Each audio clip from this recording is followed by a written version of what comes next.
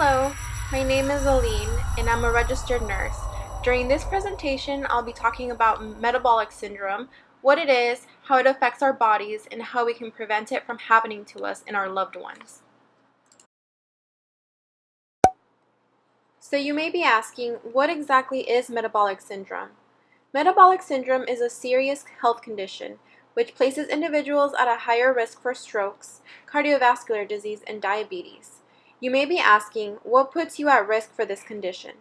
The main factors are abdominal obesity, elevated triglycerides, which is a form of fat stored in the body, abnormal cholesterol levels, high blood pressure, and elevated blood sugars. That is why it is important to have regular doctor's appointments to make sure that these levels are within normal limits. Abdominal obesity is a waist circumference greater than 40 inches in men and greater than 35 inches in women. Elevated triglycerides are a level of 150 or more. Abnormal cholesterol levels are an HDL level less than 40 in men and less than 50 in women. A high blood pressure is when the systolic blood pressure is 130 millimeters of mercury or greater. A fasting blood sugar level of 100 is considered high. Why should you be concerned about this condition? If the risk factors for this condition go unnoticed, the chances of heart attacks, diabetes, and stroke increases greatly. Also, the choices that are made every day can get you closer or further away from these life-threatening diseases.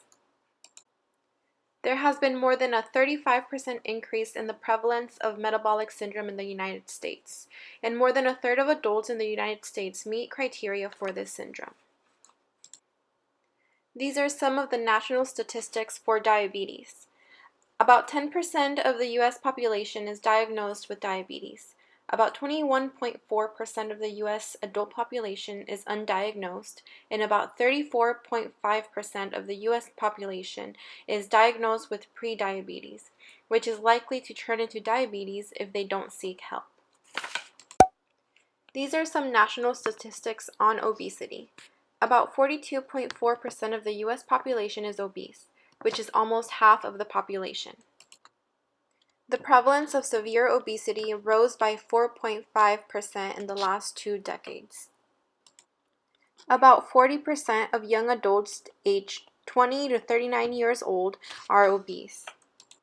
About 18.5% of young children and adolescents aged 2 to 19 years old are obese. Obesity is a huge problem in this country. Learning how to prevent it is essential in decreasing the prevalence of many other life-threatening diseases. These are some statistics for San Joaquin County. They were obtained from the annual San Joaquin County 2019 Health Needs Assessment. During this assessment, it was found that 33% of adults in this county are obese, which is higher than the state average of 27%. 23% of youth was found to be obese, which is also higher than the state average. The management of diabetes was 80%, which is about the same as a state average of 82%. The prevalence of diabetes was 10%, which is about the same as a state average, which was 9%. Obesity often leads to heart disease, which is a general term used for various heart conditions. These heart conditions are caused when plaque, which is made up from fat in the blood, clogs arteries in the heart. This impairs blood flow to the heart, which can then result in a heart attack. This is a BMI chart. BMI stands for Body Mass Index, and it's a value that is gotten by comparing your weight and height. The value obtained is a tool that helps identify individuals that are underweight, overweight, and obese. Diabetes is a condition that is diagnosed when there are high levels of glucose or sugar in the blood. Insulin, which is the key to let the glucose into the cells, is either not sufficient enough or the cells become resistant to it. As a result, the glucose cannot get into the cells and the blood sugar amount increases. Eventually, high levels of blood sugar damage the kidneys and other important organs in the body. Diabetes signs and symptoms include increased thirst, frequent urination, extreme hunger, unexplained weight loss, fatigue, irritability, blurred vision, slow healing sores, and frequent infections. Acanthosis is a condition where dark pigmentation appears as a result of high insulin levels. The neck is the most common place for this, but this could also result in the armpits. This is often the first sign of diabetes. Hypertension or high blood pressure affects 32.9% of the adult population in the United States. It's directly linked to heart disease, heart attacks, and strokes. A lot of the times individuals don't show any symptoms.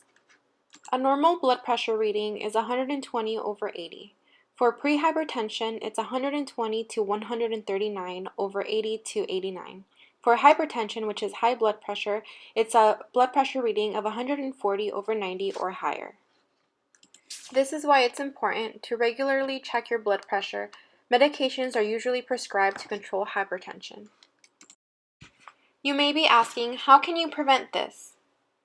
It is important for adolescents to understand how their bodies are being affected by the choices they make every day. Preferences in food choices and exercise habits start early on in childhood and adolescence, then they get carried out into adulthood. By implementing healthy habits early on, it allows them to be healthier individuals as adults, and later on as older adults. Parents also play an important role in their child's habits. Introducing healthy foods early on allows children to form healthy habits. Good nutrition is essential. It's important to avoid high-calorie processed foods. These foods are also high in saturated fats, trans fats, and sugar. Choose unsaturated fats instead. Some examples are olives, nuts, seeds, and some fish. Eat more fruits, vegetables, and legumes. Avoid high amounts of salt and serve appropriate portion sizes. My Plate website is a great resource for nutritious food options and examples of the right portion sizes. The majority of the plate should be made up of grains and vegetables.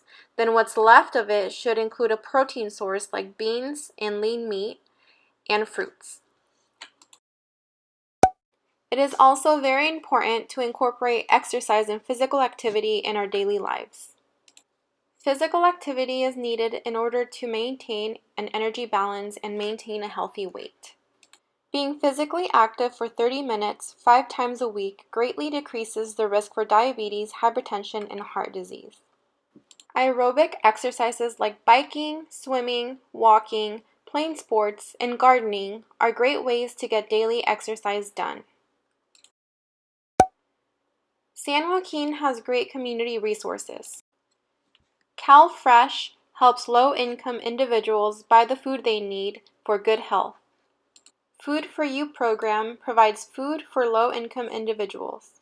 Women, Infants, and Children, also known as WIC, is a food assistance program for women and their children.